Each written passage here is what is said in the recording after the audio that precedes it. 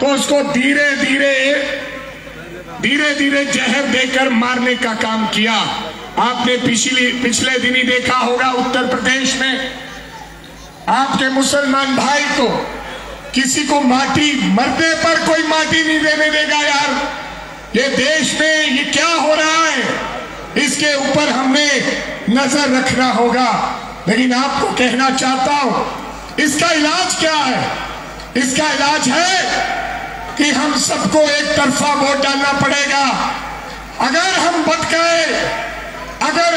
गए हिस्सों में तो फिर अगर हिस्सों में बट गए तो फिर हमारा कोई नहीं कुछ कर सकता। आज मोदी को गद्दी से कौन उतार सकता है? कांग्रेस पार्टी उतार सकती है। आदरणीय इमरान भाई साहब हमारे बीच में, जोरदार तालियों से स्वागत करें इमरान प्रतापगढ़ी जी का। आइए इमरान जी आइए।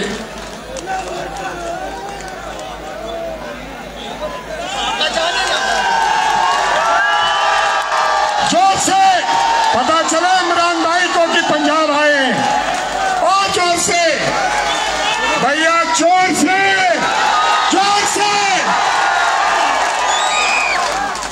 तो इमरान भाई आपका स्वागत है और मैं माइक 1 मिनट के अंदर इमरान भाई को दूंगा।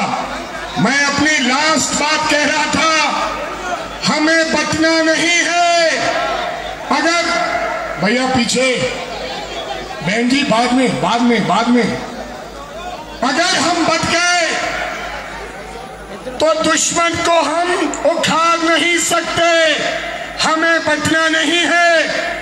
कुछ लोग झाड़ू में बच जाएंगे, कुछ लोग अकाली दल में बच जाएंगे। अगर ऐसा हुआ तो फिर मोदी जी को गद्दी से कोई उतार नहीं सकता। हमें इकट्ठे रहना है और एक तरफा कांग्रेस को वोट कर मोदी जी को उतारने का काम करना है।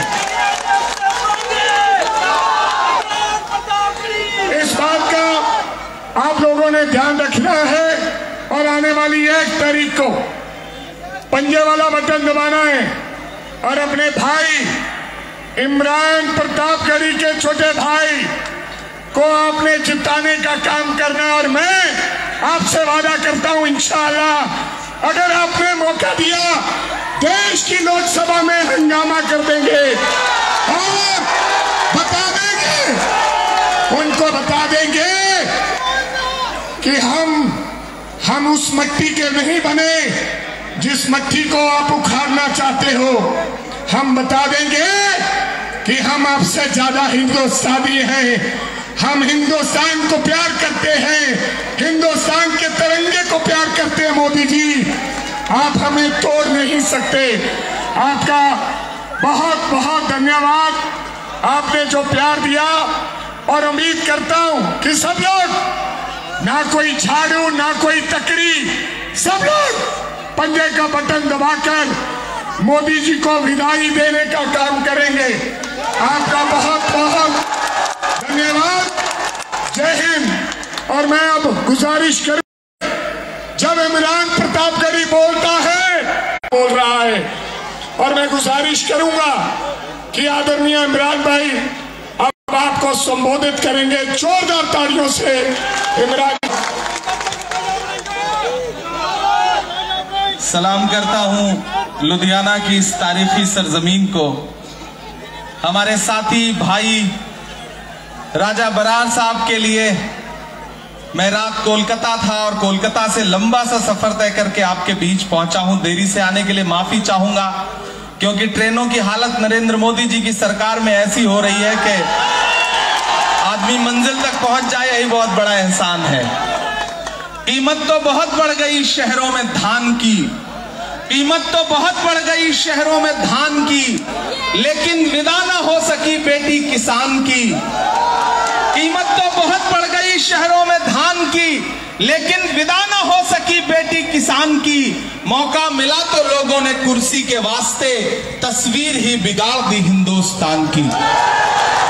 मेरे भाई, ये जो पार्लियामेंट का इलेक्शन है जिसमें 1 जून को आपको अपने घरों से बाहर निकलना है और ईवीएम की कतारों में लग करके न सिर्फ लुधियाना के अभी फैसला करना है। हमारे नेता राहुल गांधी जी ने एक ऐसे जिंदा दिल, दमदार, खुददार, हौसले वाले इंसान को अपना नुमाइंदा बना करके आपके बीच में भेजा है, जो सिर्फ पंजाब का नहीं बल्कि पूरे हिंदुस्तान का जाना पहचाना चेहरा है। राजा वड़िंग जी को हम सारे लोग यूथ कांग्रेस के जमाने से जानते हैं, पहचानते हैं, और हमारी आंखों ने इनके संघर्ष को देखा है। हिंदुस्तान की पार्लियामेंट की दीवारें इस बात की गवाह हैं कि जब ये यूथ कांग्रेस के प्रेसिडेंट हुआ करते थे और ऑफिस से कॉल देते थे नौजवानों को कि हिंदुस्तान की पार्लियामेंट के आसपास घेरा डालना है क्योंकि नौजवानों के हुकूक की लड़ाई लड़नी है, तो वो दीवारें इंतजार करती थी कि कब राजा वड़िंग यहां से गुजरेगा और उसके साथी कब यहां आएंगे। ऐसा दमदार इंसान, मैं सलाम करता हूं अपने इस भाई को, और अपने इस भाई के लिए हजारों किलोमीटर का सफर तय करके आपके बीच में ये कहने आया हूं कि मेरे भाई, लड़ाई सीधी सीधी है। एक तरफ नरेंद्र मोदी जी खड़े हैं और एक तरफ राहुल गांधी खड़े हैं। नरेंद्र मोदी जी के लोग कह रहे हैं कि हमें बहुमत दो क्योंकि हमें आईन बदलना है, संविधान बदलना है। चाहे वो अरुण गोविल हो, चाहे ज्योति मिर्धा हो, चाहे लल्लू सिंह हो, उनका हर साथी ये कह रहा है कि हमें बहुमत दो क्योंकि हमें संविधान बदलना है। और एक तरफ कौन खड़ा है? मोहब्बत का वो मसीहा जिसका नाम राहुल गांधी है, जो ये कह रहा है कि जब तक हमारे जिस्म में सांस है हम हिंदुस्तान के संविधान पर आंच नहीं आने देंगे। मैं आपके बीच में ये कहने आया हूं कि इस लड़ाई में आपको भटकना नहीं है, बंटना नहीं है। ये इलेक्शन एक्सपेरिमेंट करने का इलेक्शन नहीं है। दिल्ली में बैठी हुई जो हुकूमत है नरेंद्र मोदी जी की, सच्चाई तो ये है कि अगर इस चुनाव में आप चूक गए तो आने वाले दिनों में चुनाव होंगे या नहीं होंगे इसकी कोई गारंटी नहीं ले सकता। इसलिए मैं भाइयों आपसे ये कहने आया हूं कि चूकना नहीं है, भटकना नहीं है, बंटना नहीं है। बस एक बात याद रखना है कि एक शख्स जो 4000 किलोमीटर पैदल चला एक नारा लगाता हुआ कि नफरत के बाजार में मोहब्बत की दुकान खोलनी है, नफरत छोड़ो भारत जोड़ो। लुधियाना वालों, मुझसे पूछना है मुझे आपसे कि बताओ इस मुल्क में नफरत के सबसे ज्यादा शिकार कौन है? हम हैं, आप हैं। नफरत कम होगी तो तसल्ली किसे मिलेगी, सुकून किसे मिलेगा? इसलिए वो इंसान जो अपने पैर के छालों की परवाह किए बगैर कन्याकुमारी से कश्मीर तक चलता रहा, बस एक नारा, नफरत छोड़ो भारत जोड़ो। मैं चला हूं उस इंसान के साथ। कन्याकुमारी के साहिल पर राजा भी उस दिन खड़े थे 6 सितंबर 2022 को। जब मैं उनके साथ चलता था तो मीडिया के साथ ही कहते थे, इमरान आप तो शायर हैं, आप राहुल गांधी के साथ चल रहे हैं, क्या कहेंगे? तब मैं कहता था कि जो हर जालिम से टकराएगी वो आंधी बनाऊंगा। नए अंग्रेज आए हैं, नया गांधी बनाऊंगा। हम चले हैं राहुल गांधी के साथ। और आप तो इस बात पर ईमान रखते हो ना कि मजदूर का पसीना सूखने से पहले उसकी मजदूरी उसे दे देनी चाहिए, रखते हो ना? मैंने देखा है राहुल गांधी का बहता हुआ पसीना, ना अब तक वो पसीना सूखा है, ना पैर के छाले सूखे हैं। मैं यहां लुधियाना में आपसे राहुल गांधी की मजदूरी मांगने के लिए आया हूं, और वो मजदूरी है 1 जून को अपने घरों से बाहर निकलिए और हाथ के पंजे के सामने वाला बटन दबाइए, इतना दबाइए, इतना दबाइए, इतना दबाइए कि जब तक एतबार ना हो जाए कि आपने राजा वड़िंग को सीधे देश की पार्लियामेंट में पहुंचा दिया। मैं चाहता हूं, देश बदलने जा रहा है। केरल से लेके आंध्र प्रदेश से लेके बंगाल से, बिहार से, राजस्थान से, उत्तर प्रदेश से, महाराष्ट्र से, देश के हर सूबे में चुनाव प्रचार करता हुआ आज यहां पहुंचा हूं। नरेंद्र मोदी जी को जाने से अब कोई ताकत रोक नहीं सकती, वो जा रहे हैं। और मैं चाहता हूं कि 4 जून को जब रिजल्ट आए और उसके बाद हिंदुस्तान की कमान राहुल गांधी के हाथ में आए, और जिस दिन राहुल गांधी जी शपथ ले रहे हो तो दाहिनी तरफ राजा वड़िंग खड़े हो और बाईं तरफ इमरान प्रतापगढ़ी खड़ा हो। मैं चाहता हूं, और वो तभी होगा जब आप बटेंगे नहीं, आप बहकेंगे नहीं, आप एक्सपेरिमेंट नहीं करेंगे, तजुर्बा नहीं करेंगे। यह इलेक्शन तजुर्बा करने का इलेक्शन नहीं है। मैं आपके मुद्दों पे सड़क से संसद तक लड़ता रहता हूं। जब देश की पार्लियामेंट में खड़े होकर नरेंद्र मोदी जी कहते हैं बताओ कांग्रेस वालों तुमने 70 साल में किया क्या, तो एक दिन मैं उधर बैठा था, खरगे साहब मेरी तरफ मुड़े, बोले इमरान मत बताना, जो बताओगे ये उसको भी बेच देंगे। इनका काम सिर्फ बेचने का है। भाजपा के लोग हमसे 70 साल का हिसाब मांगते हैं। मैं लुधियाना में खड़ा होकर कह रहा हूं, अरे जो सरकार अपना चलाया हुआ 2000 का नोट 7 साल नहीं चला सकी, वो हमसे 70 साल का हिसाब मांगती है।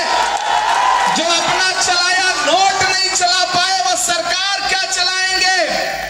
इसलिए मैं आपसे गुजारिश कर रहा हूं, ये छतों पर जो मेरे साथी खड़े हैं, मेरी माएं बहनें, यहां जो भी सब मौजूद है, मेरी सबसे गुजारिश है कि आप घरों से बाहर निकलो। और मैं जानता हूं आप राजा को जिता करके पार्लियामेंट भेजेंगे, मुझे ये एतबार है। वो ताकतें जो सोच रही हैं कि लुधियाना बन जाएगा, लुधियाना तो अलग तरह का रिजल्ट देगा, मैं तो उनके लिए 4 मिसरे पढ़ता हूं, शायर हूं तो शायरी की जबान में बात करता हूं कि दायरे में सिमट के आएगा। मुझे लगना चाहिए कि मैं लुधियाना के जिंदा दिल लोगों के बीच में खड़ा हूं। दायरे में सिमट के आएगा, हर रवायत से हट के आएगा। आंधियों को जरा खबर कर दो, आंधियों को जरा खबर कर दो, शेर वापस पलट के आएगा, शेर वापस पलट के आएगा। हम आतिशे सोजा में भी हक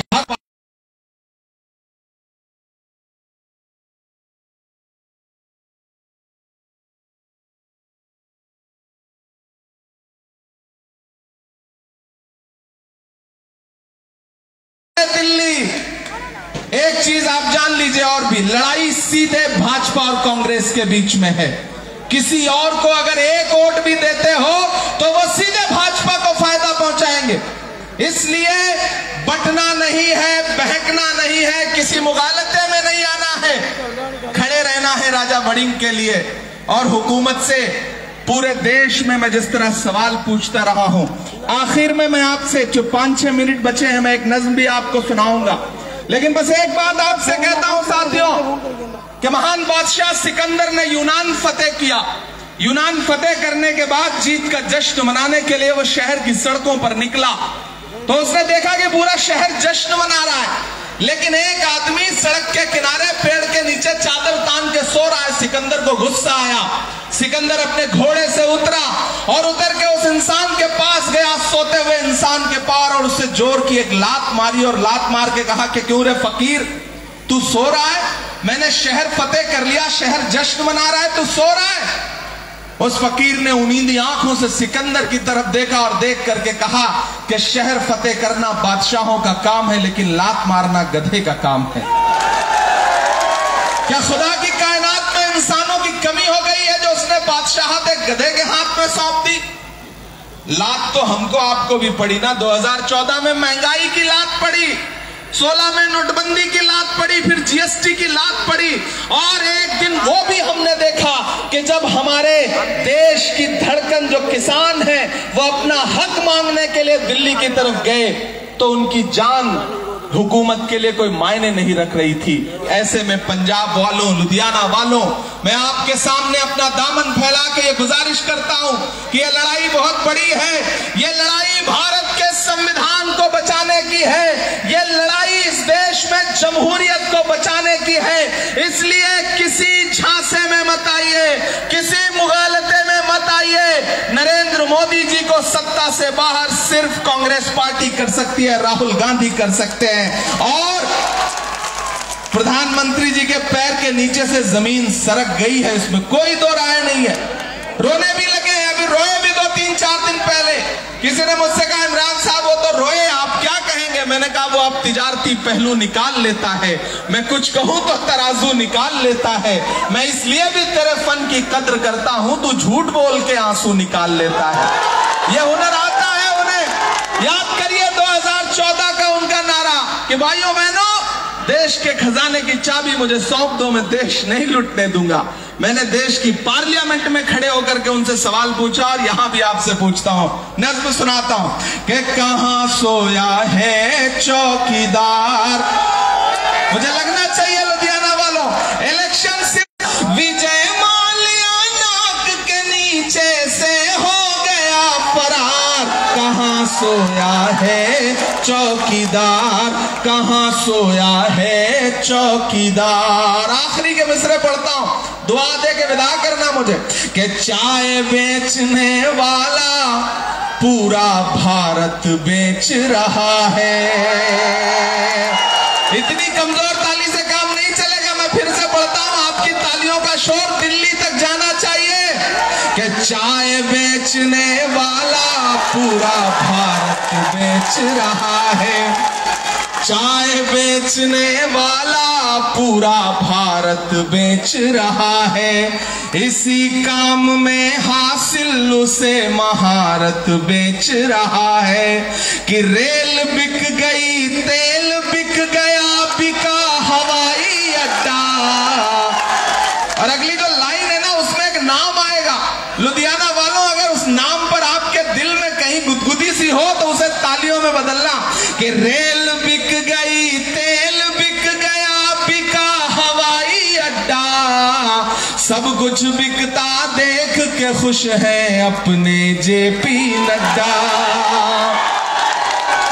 कि जनता महंगाई की मारी करती हाहाकार। कहां सोया है चौकीदार, कहां सोया है चौकीदार। लुधियाना वालों, 4 जून को मैं हिंदुस्तान के पता नहीं किस शहर में रहूंगा, लेकिन मेरी नजरें लुधियाना पर होंगी और खास तौर से इस इलाके पर, इस एतराफ के लोगों के साथ होंगी। मैं चाहता हूं कि जब ईवीएम का बूथ खुले तो आप ये सोच के जाओ 1 तारीख को कि आपका वोट सिर्फ राजा वड़िंग को नहीं मिलेगा, मोहब्बत के उस मसीहा को मिलेगा जिसका नाम राहुल गांधी है। डॉक्टर बाबा साहब अंबेडकर के सच्चे अनुयायी मल्लिकार्जुन खड़गे जी को मिलेगा। आपका वोट सोनिया गांधी जी को मिलेगा। आपका वोट प्रियंका गांधी जी को मिलेगा। आपका वोट इमरान प्रतापगढ़ी पर आपका पर्सनल एहसान होगा। इसलिए मैं आपके बीच में कहने आया हूं कि मेरे भाई के लिए उठाइए एक हाथ, बताइए कि आप राजा के साथ हैं। ये सिर्फ नाम का राजा नहीं है, दिल का भी राजा है। और मैं चाहता हूं कि आवाम की खिदमत करने वाले राजा को देश की पार्लियामेंट में पहुंचाइए। ये आवाम का राजा है, ये आपके दिलों का राजा है। मेरे आने को मायूस नहीं करिएगा ना, मायूस नहीं करिएगा ना। एक एक वोट लेकर के घरों से निकलिएगा ना। राजा के लिए घर से निकलिए 1 तारीख को और अपना एक एक वोट जाइए, ईवीएम की कतारों में लगिए और धूप से, गर्मी से परेशान मत होइएगा। आप 2 मिनट के लिए ये सोच में आ जाते हैं कि हमारे एक वोट से क्या होगा। अपने एक एक वोट की अहमियत समझिए। झील में पानी बरसता है हमारे देश में, खेत पानी को तरसता है हमारे देश में, जिंदगी का हाल खस्ता है हमारे देश में, दूध महंगा खून सस्ता है हमारे देश में। लुधियाना वालों, जिता करके मेरे भाई को पार्लियामेंट में पहुंचाइए। एक सांसद जिताइए, एक सांसद फ्री पाइए। इससे अच्छा ऑफर क्या हो सकता है? ये लोकसभा में आपके मुद्दों पर लड़ेंगे, मैं राज्यसभा में आपके मुद्दों पर लड़ूंगा। एक के साथ एक फ्री, इससे अच्छा ऑफर कुछ नहीं हो सकता। तो 1 जून को निकलिए, कांग्रेस के हाथ के पंजे के सामने वाला बटन दबाइए। मैं वादा करता हूं कि 4 जून के बाद इंशाअल्लाह जीत का जश्न मनाने के लिए एक बार फिर आपके इस इलाके में आऊंगा। ये मेरा आपसे वादा है। बहुत शुक्रिया, बहुत मोहब्बत।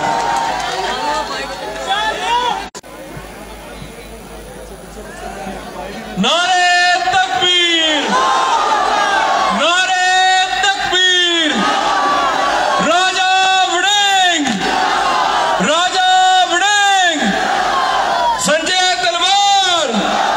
संजय तलवार, इमरान प्रतापगढ़ी जी, नारे तकबीर, नारे तकबीर।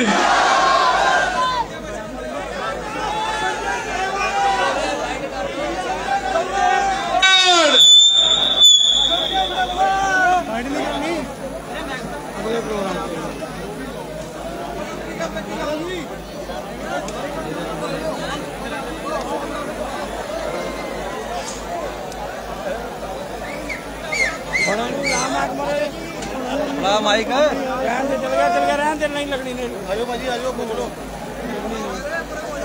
उन्होंने लेट हो गया, अगे पहुंचना प्रोग्राम।